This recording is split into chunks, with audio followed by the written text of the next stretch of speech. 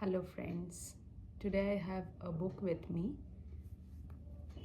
The Bookseller of Kabul. This is not a book that is very famous in YouTube or Facebook videos. I came across it in one of the recommendations that come to you in Amazon or any other shopping websites, and I was interested in the part that was written behind the book and I went for it. So this is not a historical fiction like many of the books set in the same uh, scenario, like The Kite Runner, or there are many books that are based on the era of Taliban rules in Afghanistan, post, pre, and something related to that. But most of them are fictions. There are very less which are memoirs and which are product of literary journalism, and this is one of those.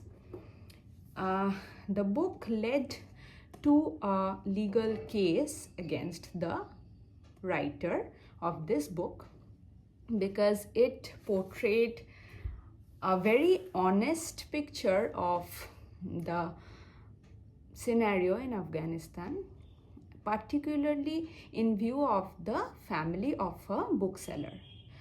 A bookseller who is of a very open kind of a mindset, open perspective. He supports different kinds of views. So he always keeps in his bookshop books even written by communists and books even supporting the idea of Taliban's, different kinds of books that will not discourage any ideology, but people will be exposed to all kind of ideologies. So he considers himself one of the progressive men in that particular society. But when we look into his family and his life, we find that there are things that are not very progressive, and not only with his living style, but also in the family, even in the hearts of the oppressed, that is the women. They have quite accepted this kind of fate, and they are so much accustomed to a regressed or depressed lifestyle that sometimes freedom becomes a very foreign idea for them. So this particular person, the bookseller, he travels to Pakistan. Sometimes he keeps one of his wives over there. So when the book starts with the fact that he's going for a second marriage with a girl who is far younger to him, and then it portrays how there are some ideas in the Afghan family about how a son should blindly follow whatever his father says, even if he sometimes feels it is immoral. There are places where women accept their fate to be the older wife and develop friendship with the younger wife who is almost or of the age of her daughter or maybe younger. It is seen how a person who is not earning and a person who is a woman cannot even imagine that she will get a chance to work for herself, will get a chance to earn a living, will get a chance to complete her education. It is too much of a dream.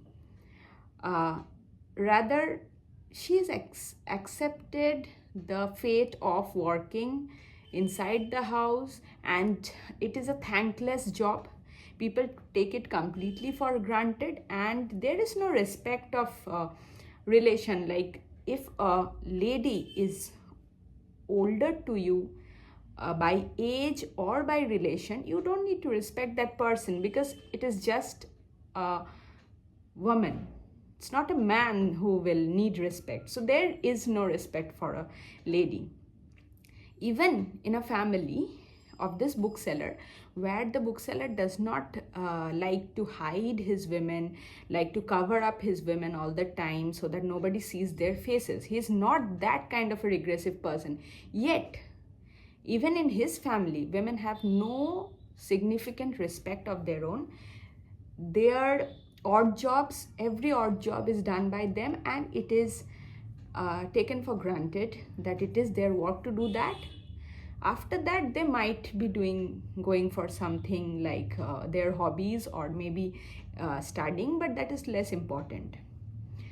Then there comes the concept of marriage, where a mother doesn't want to get her children married, her daughters married, because she thinks that she will be lonely after that, and there will be nobody to take care of her. So that is a psychology going inside an old lady's mind. And then how it is expected that the lady who is married, the woman who is married, will bleed in the first night to prove her virginity, and that blood will be presented back to the bride's family as a treasured possession in a piece of cloth, and it will be celebrated. So like regressive mentality is actually accepted and celebrated. It is a form of ritual, and this is happening in one of the so-called progressive families in Afghanistan, even during the Taliban rule, and when the Taliban rule is going off, it's no more there. But women are not accustomed to respect, to their opinions, to their free will. So they do not really know how it feels to be a woman who will ever feel equality. So for them it is foreign. Even they feel that if I speak too much with a man, it is like a sin. So she is not able to discriminate between doing something which can be really wrong, allowing to cross one's personal boundary of dignity, or just even speaking with a boy. She doesn't understand the difference between that. So even I will say that nobody actually defines what is dignity, but even considering that, some people might feel that doing certain kind of behavior, crossing certain kind of line, might not be dignified for a woman. It is not my personal opinion, but some people might think. But even those kind of activities are equal to this girl as compared to speaking with a boy. Like, it is so foreign to her that she thinks that it is a sin if I even look at a boy. So she is so oppressed, and she is so used to this lifestyle, and she cannot speak out that she's not in love with a boy, but she feels that one particular suitor might be a better option for her than another suitor, but she has no voice. She can never speak that out. Then we see another scenario in which there is a poor person who, because of problems, might have ended up stealing, and the punishment for theft it's too inhuman, considering the fact that he stole out of hunger and out of a severe poverty in his family, where he could not feed his children. And so these are different kinds of scenarios which are put up in the form of a beautiful running story, which is a mirror of the Afghan society, It is a very honest mirror, I will say. But there has been a legal case, and against that, the bookseller, the person who has been depicted as the bookseller, this person has again gone out to publish his own book, his own version of the story, which is also available but is not as famous as this original. I'll not say that this is the original, but the first version of the story, which is this. So I will encourage people who like to go for a bit of who like historical fiction and who like memoirs. They will both enjoy this. And if you are interested in women literature, literature which depicts the society, you will definitely love this book.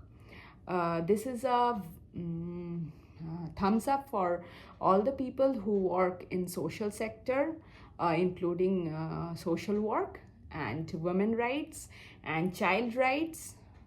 This is a very important book that you can go through, how things can influence and how a girl actually becomes used to being imprisoned. So how to break that? We need to first understand the mentality of the people who are so used to the oppression in which they are.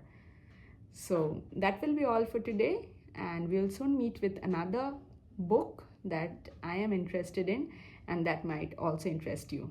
Thank you and bye.